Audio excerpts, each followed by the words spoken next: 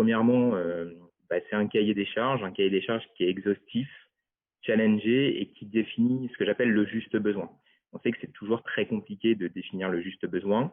Moi, j'ai souvent constaté dans les entreprises que j'ai pu accompagner que euh, pour rechercher du confort ou de la sécurité, les entreprises ont parfois tendance à charger la mule en termes d'expression de besoin. Et on sait très très bien que augmenter finalement le besoin a une conséquence néfaste et donc forcément va avoir un impact sur le coût.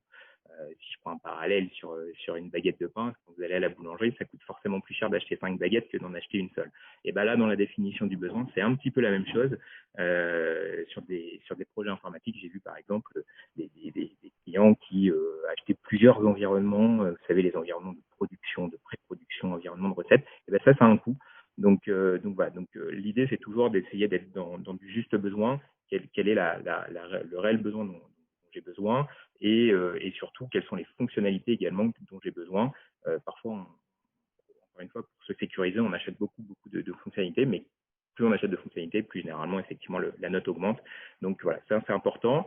L'intervention aussi me paraît importante sur l'exhaustivité d'un cahier des charges. C'est dur de définir son besoin et c'est important de le challenger, de le faire relire par plusieurs personnes et puis qu'il soit le plus exhaustif possible pour que du coup le marché fournisseur ait un maximum d'éléments pour pouvoir répondre du mieux possible. Donc pour moi, ça c'est un premier facteur clé de succès.